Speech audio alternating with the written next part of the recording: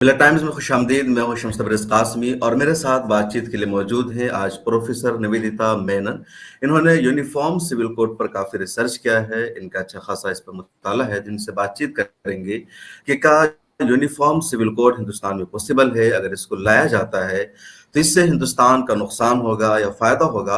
हिंदुस्तान इतना बड़ा देश है, मुख्तलिफ तहज़ीब, कल्चर और समाज के मानने वाले इस देश के मुख्तलिफ हिस्सों में रहते हैं, तो क्या पॉसिबल है उन तमाम को एक रूल, एक ज़ाब्ता के तहत कर दिया जाए और सबको एक ही तरह का रूल, एक ही तरह का कानून अपनाना पड़े? ज़िंदगी के तमाम शोबे हयात में ऐसा पॉसिबल है? इन्हीं तमाम इश्यूज़ पर बातचीत करेंगे प्रोफेसर निवेदिता मेनन के साथ।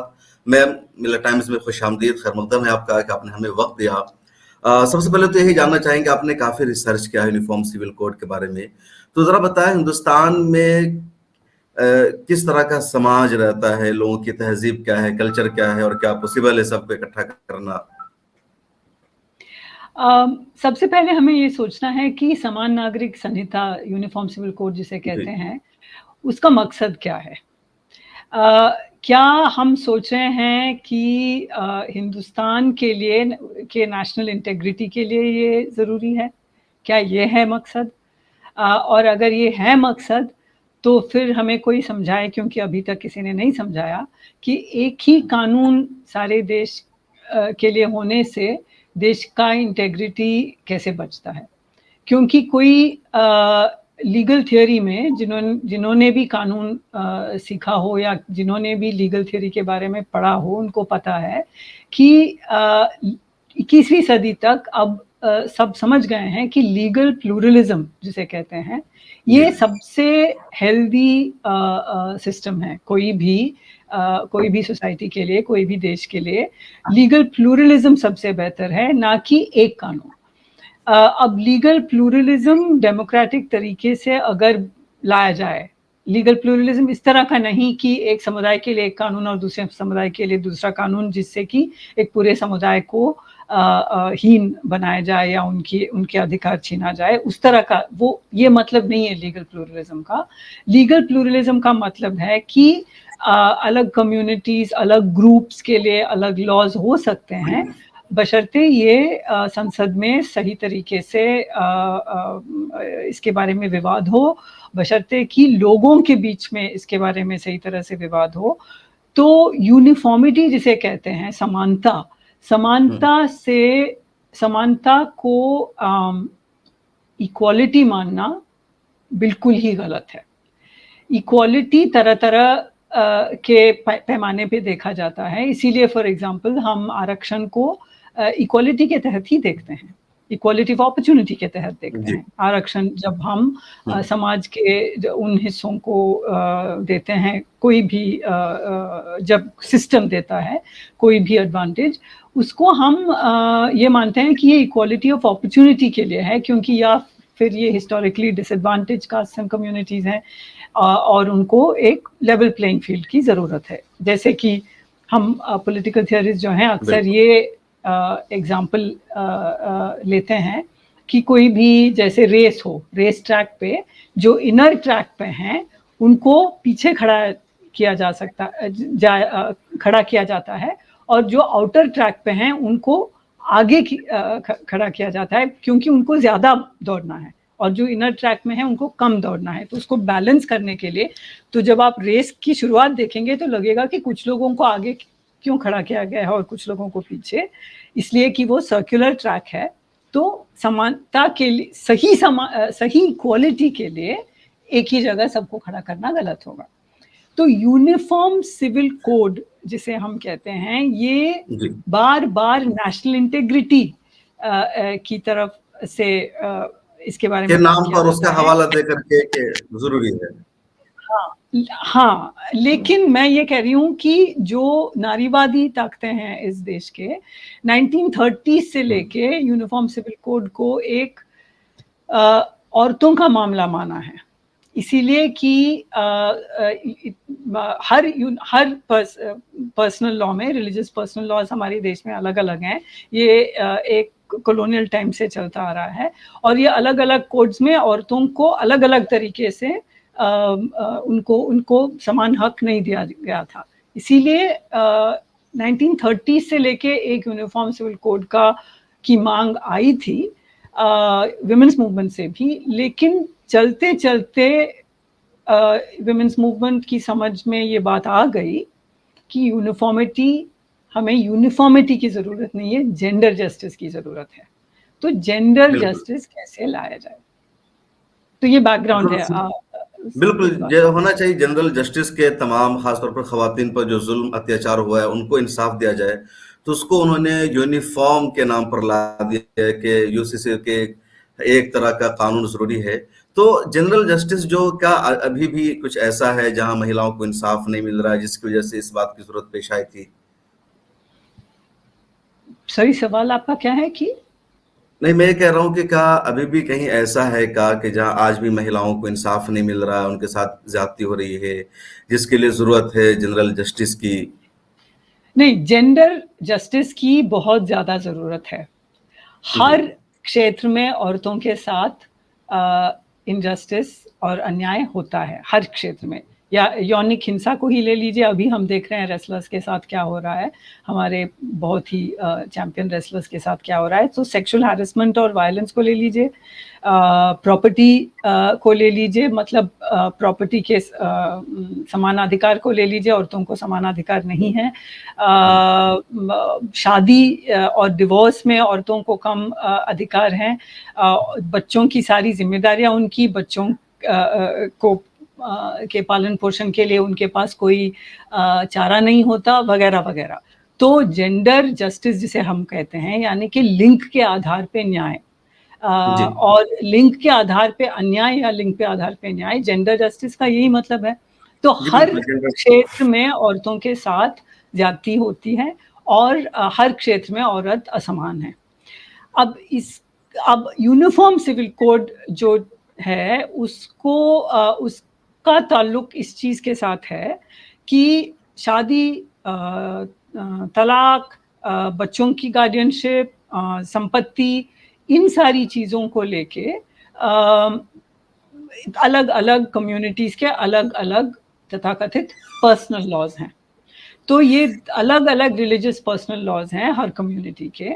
और यूनिफॉर्म सिविल कोड का लॉजिक ये है, इसका तर्क ये था एक ज़माने में कि यूनिफॉर्म करने से औरतों को न्याय मिलेगा।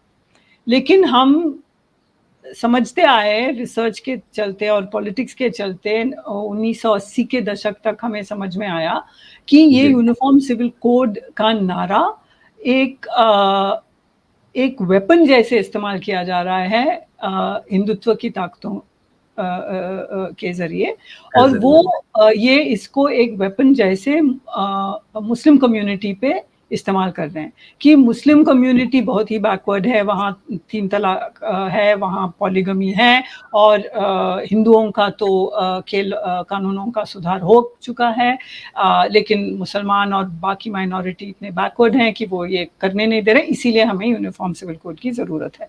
तो नारीवादी जो स्कॉलर हैं इस देश के, जो लॉयर्स हैं वगैरह, इन सब ने बहुत ज़्यादा इस पे लिखा कि हिंदुओं के लॉज का रिफॉर्म नहीं हुआ है, हिंदुओं के कानूनों का कोडिफिकेशन हुआ है। कोडिफिकेशन का क्या मतलब है कि हिंदू नाम के तहत जितने सारे बहुत ही अलग अलग कम्युनिटीज़ हैं उन सबको एक नाम दिया जाता है हिंदू, लेकिन उनके सारे यानी कि जो मुसलमान, पारसी, जूइश या क्रिश्चियन नहीं है उनको हिंदू माना जाता है कानूनन। तो इसलिए क्या होता है कि इन अलग अलग तौर तरीकों को एक कोड में लाया गया। 4 कोड हिंदू नाम पर हिंदू कोड बिल्स थे 1955 और 1956 के, ये पारित हुए और इसके तहत सारे हिंदुओं पे एक कानून लागू हो गया, जिससे कि कई सारी कम्युनिटीज के औरतों के हक छीने गए, क्योंकि जिनके अलग अलग राइट्स थे उन सबको एक लेवल पे लाया गया। तो जैसे अपर कास्ट, ब्राह्मण टाइप ऑफ कम्युनिटीज में औरतों को बहुत कम हक थे, तो उनको थोड़ा हक देने के चलते जिनके पास और बहुत ज्यादा राइट्स थे, डिवोर्स के उनको छीन लिया गया, क्योंकि उनको सब एक लेवल पे लाया गया। Uniformity is this. यूनिफॉर्मिटी का मतलब यह है कि एक लेवल पे सबको लाया जाएगा, लेकिन वो लेवल क्या है और किसका है ये तय करना चाहिए ना। Uniform what is it that you are comparing it to? तो यूनिफॉर्मिटी, तो ये एक वेपन जैसे जब इस्तेमाल होने तो लगा। अच्छा, हाँ ये बोलिए। कौन से, चूंकि मसला जेंडर जस्टिस का है और अभी भी अलग अलग है, तो वो कौन ऐसी कम्युनिटीज थी जिनको हिंदू के नाम पर एक तरह कर दिया गया, उनके राइट्स छीन लिए गए उनको राइट्स देने के नाम पर? नहीं, जैसे कुछ ऐसे कम्युनिटीज थे जहां डिवोर्स आसान था, जी, औरत भी डिवोर्स ले सकते थे और मर्द भी डिवोर्स ले सकते थे। डिवोर्स मर्द भी लेने ले पे सकते कोई हैं। हाँ, मतलब दोनों ले सकते थे, समान अधिकार थे। और इसके बाद उनको प्रॉपर्टी की भी राइट होती थी, जिस फैमिली से वो निकल के आए, अगर बच्चे हैं तो उनको, तो ये सब चला गया, क्योंकि हिंदू मैरिज को एक तरह देखा गया, यानी कि हिंदू मैरिज का मतलब ये है एक आग के अराउंड सप्तपदी लेना, यानी कि उसको बिल्कुल ब्राह्मणाइज किया गया।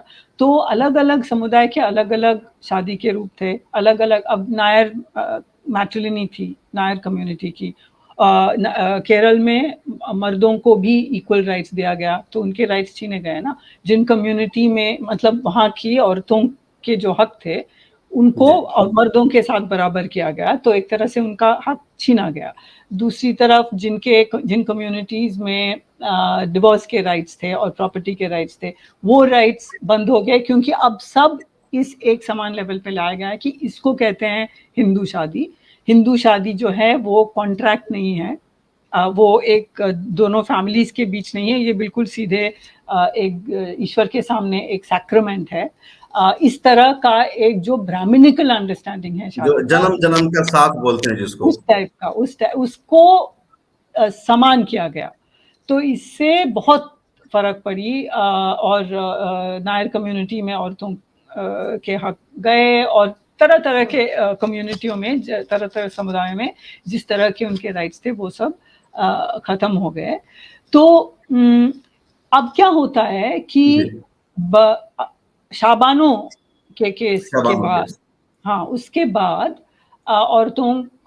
महिला आंदोलन को समझ में आया कि ये एक महज एक वेपन बन के रह गया है, तो अब हम यूनिफॉर्मिटी की बात नहीं करेंगे, हम जेंडर जस्टिस की बात करेंगे। जस्टिस। इसका मतलब है कि हर कम्युनिटी में जहां वो, क्योंकि ये जो अलग अलग रिलीजियस पर्सनल लॉज हैं, उनके अपनी अपनी इतिहास है, उनके अपनी अपनी मतलब कई तौर सालों से तरीके वो हैं, रिवाज हैं उनके अपने। तौर तरीके ही नहीं, मेरा मतलब ये है कि वो उनका इतिहास ही अलग है, कहीं कहीं से शुरू होता है और कहीं और से शुरू होता है।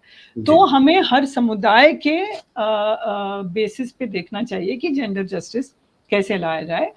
और हम देखते हैं कि चलते चलते ट्रिपल तलाक के खिलाफ मुस्लिम महिलाओं ने ही आवाज उठाई। ये कोई मोदी सरकार का देन नहीं है। भारतीय महिला मुस्लिम आंदोलन, जो कि काफी, आपको मालूम है, काफी बड़ा आंदोलन है, उन्होंने केस लाया, वो एक पिटिशनर, वो भी एक पिटिशनर था इस केस में।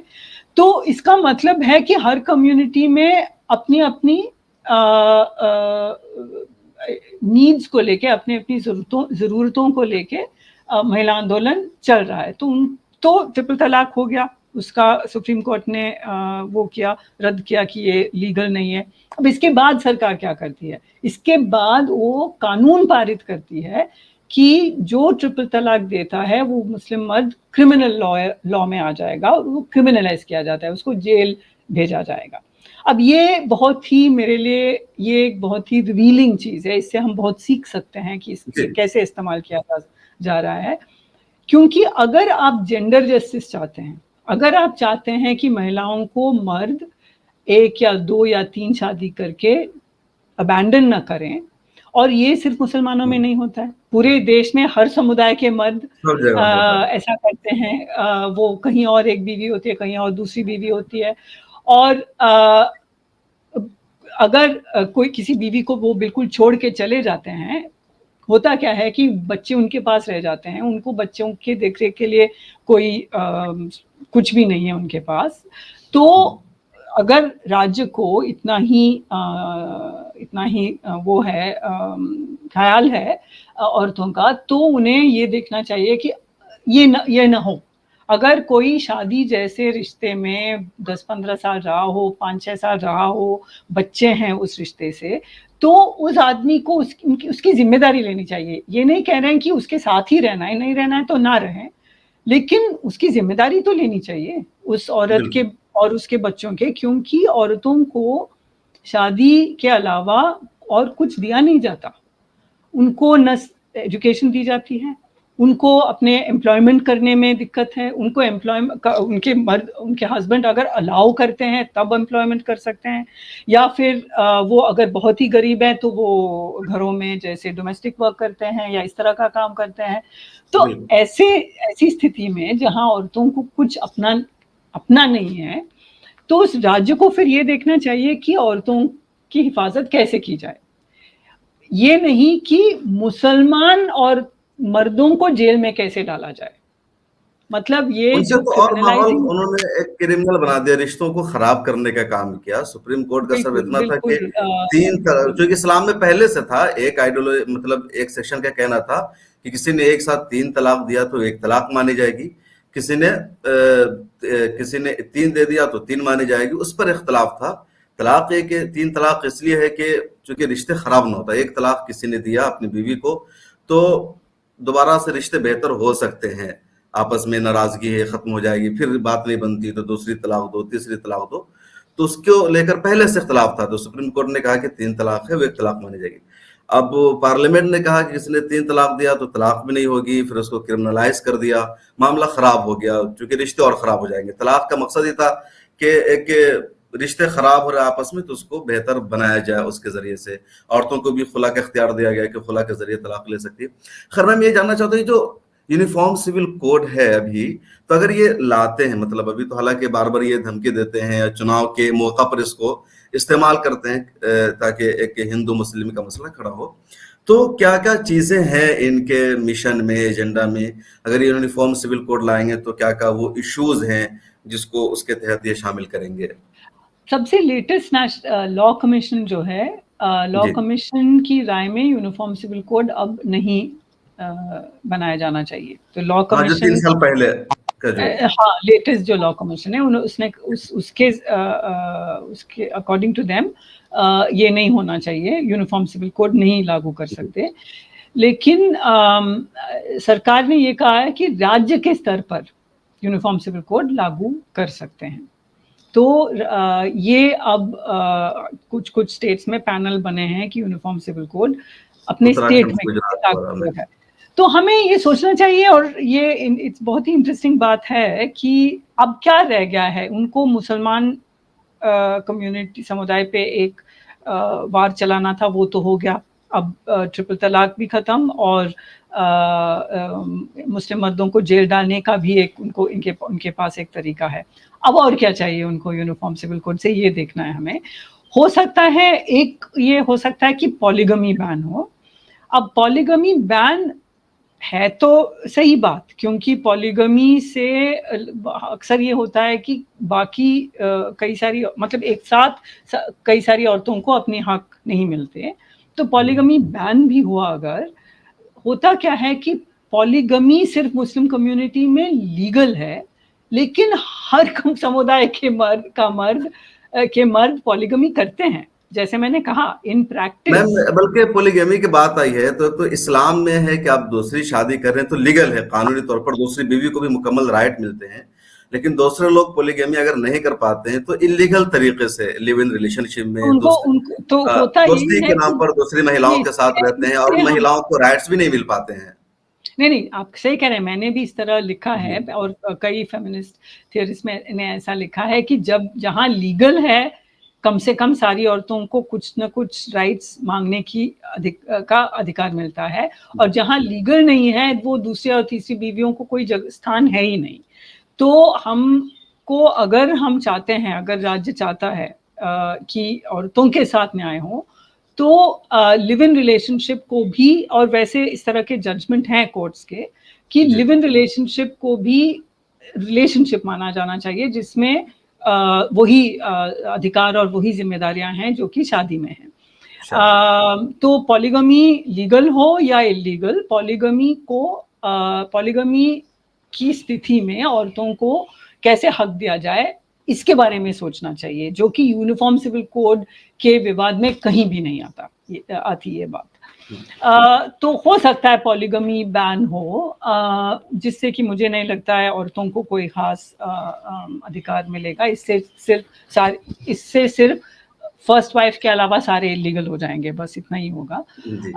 लेकिन एक और बात है जो कि थोड़ा मैं समझाना चाहूंगी कि इस पॉइंट को हम मिस करते आए हैं, हम भी जो महिला आंदोलन में हैं, और वो पॉइंट ये है कि जमीन पर समान हक, इंडिविजुअल राइट्स, हर इंडिविजुअल को राइट मिलना, ये कैपिटलिज्म के लिए बहुत जरूरी है। बिल्कुल। कैपिटलिज्म को चलाने के लिए, और स्टेट अब पिछले 10 साल से जो हम स्टेट को देख रहे हैं, एक जमाने में जमीन को एक्वायर किया जाता था, लैंड एक्विजिशन कोई पब्लिक गुड के लिए था, जैसे बिग डैम्स या उस तरह की चीजों के लिए था।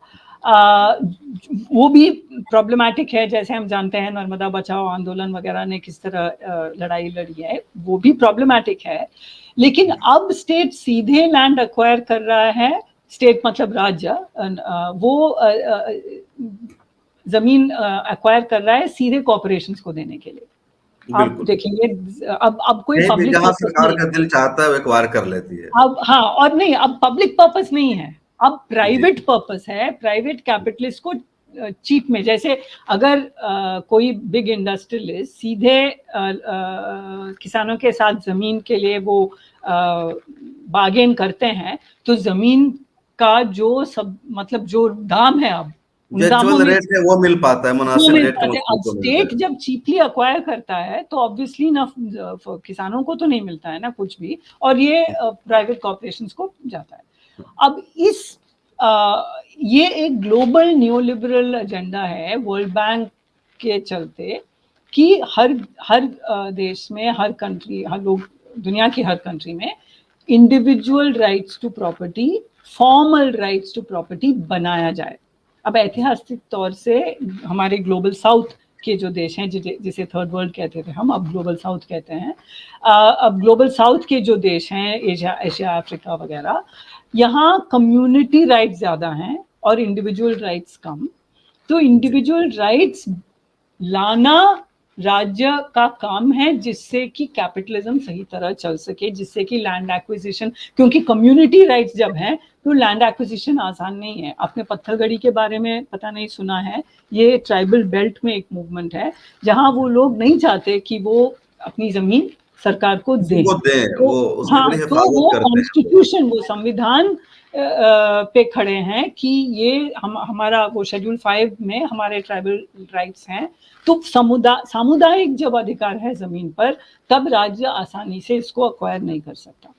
तो ये हो सकता है कि हर स्टेट में अब जो पैनल बन रहे हैं यूनिफॉर्म सिविल कोड के, वो भाषा इस्तेमाल करेगी, जुबान ये होगी कि औरतों के अधिकार, उनको समान अधिकार हर जगह, individual rights to landed property को इंडिविजुअल कराना। और मुझे लगता है कि ये एक मकसद है अब यूनिफॉर्म सिविल कोड का, ये होगा कि इंडिविजुअल राइट्स टू प्रॉपर्टी बनाएं, जिससे ये लगेगा कि महिलाओं को इक्वल राइट्स दे रहे हैं, जबकि मकसद कुछ और ही है। तो मुझे लगता है यूनिफॉर्म सिविल कोड का अब गोल यही होगा। बिल्कुल। तो बहुत शुक्रिया हमारे साथ बातचीत करने के लिए। हमारे साथ थी प्रोफेसर निवेदिता मेनन, जिन्होंने यूनिफॉर्म सिविल कोड पर बातचीत की, और इनका साफ कहना है कि जेंडर जस्टिस इश्यू होना चाहिए, महिलाओं को इंसाफ दिलाने के लिए, और इसी के लिए उसकी बातचीत है। लेकिन एक तरह से हिंदू मुस्लिम मसला कराना है, और एक जो बुनियादी मकसद है उससे हट करके कुछ और करने के लिए सब लाया जा रहा है। तो बहुत शुक्रिया मैम, आपने वक्त दिया, हमारे साथ बातचीत की। फिर मुलाकात होगी।